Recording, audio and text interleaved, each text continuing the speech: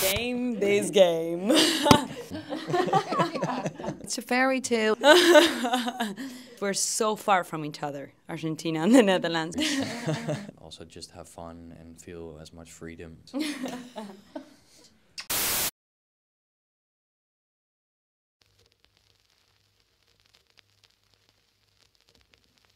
Okay, I'm Willem-Alexander. I am a bit shy. I'm a bit clumsy. I am very nice and sweet. I've got humor. I'm determined.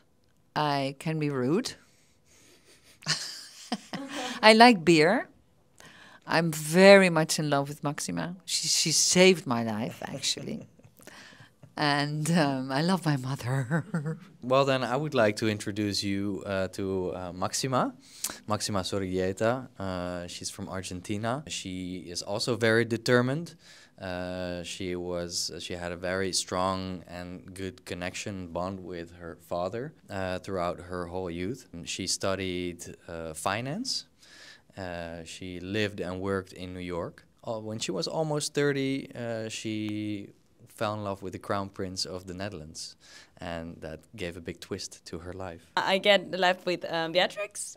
No, I would say that a very decent woman, but at the same time, I feel like there's so much power in that women's line in the family. Knows what's the best for her country, and I think she prioritizes her own country and the needs of that country, and I think she will do anything in order to keep the monarchy safe. And she's married to a German.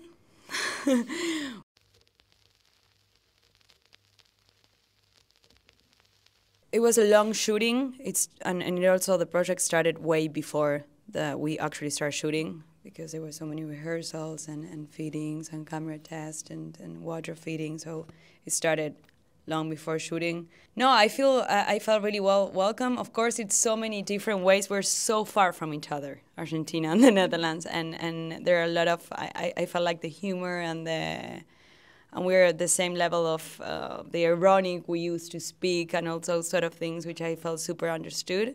But of course, it's a long way from home, and there are different ways of working and different pace and different way of approaching and everything.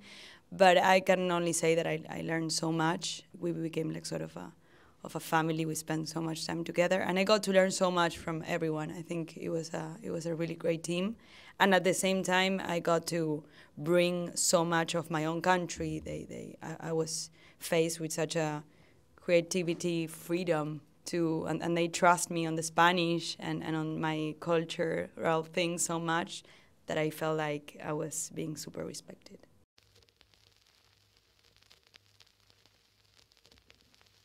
I think people know it from a certain moment, but this series really tells the story about her youth like Máxima's youth in Argentina, how she grew up and the bond with her father, and I think that's a part that people don't know. But it is interesting to know that everything that happened before, how that came to the point of them marrying each other and all the things that were necessary to make that happen. So I think that's what's appealing to it, to see very genuine love story, which we all know has a happy ending because they're together and they're a great couple.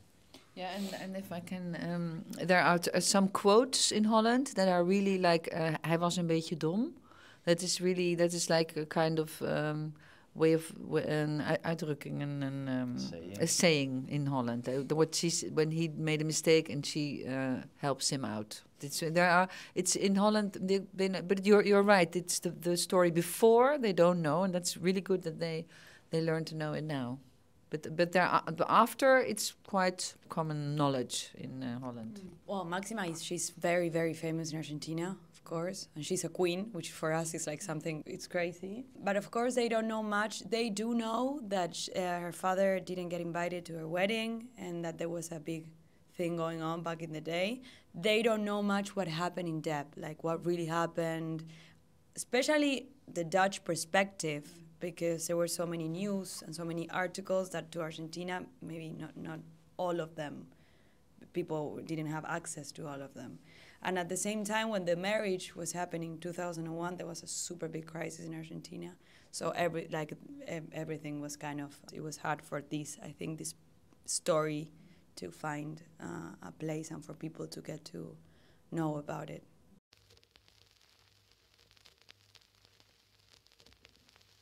Yeah, I think it's definitely not easier to portray someone that exists and is still alive as well. I think it adds pressure and it adds responsibility. But yeah, I think it's something, for myself, I try not to think about it too much. Also just have fun and feel as much freedom as possible in playing them by looking for the sides of the characters and the things they go through and connect them with the things that we're all going through in our lives. I look upon it like it is a character if she's not existing really, because you always fight for your character and you always treat it with respect and you find the ways where what is her weak point, what is her but the idea that she will be watching us, I hope we did it with respect. So the only thing, but I have the same as you. I didn't want to think about it too much but you always have when you play. You always in ieder geval I always think of someone, but he's not. I'm not playing that person. But I always think of somebody, and now I also play that person. That's a bit weird, but I try not to think about it.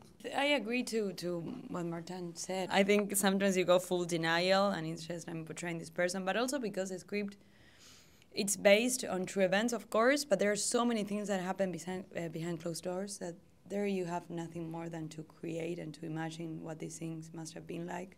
And most probably we will never know how they're really. So you have the freedom there to say, okay, let's play with this, and we're just two people that are going through this, that they're falling in love in the middle of camera and press and everything, and you just work with that. I don't think it makes much sense to watch and imitate her gestures and then think she must be doing this when she realized that her father. It's too intimate for you to copy, and I think that's also interesting, because otherwise it's interesting to copy just the outside. Because people already saw that as well, so they want to see something new. Otherwise, they will be seeing a documentary, yeah. And this is fiction.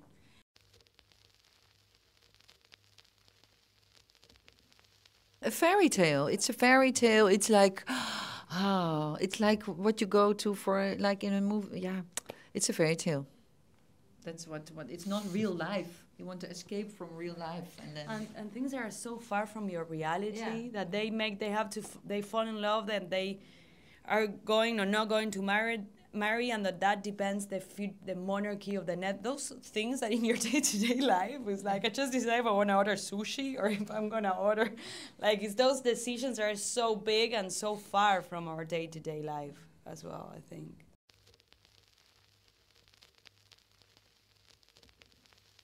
That they will have to watch the second series.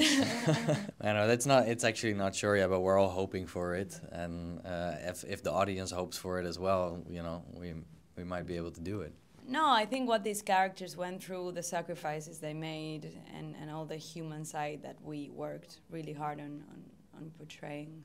Yeah, and the big responsibility when you have to when you're head of a country. I mean, I always think, well, that's not so big, but it is. I think it's not nothing, and to stay human then with that function.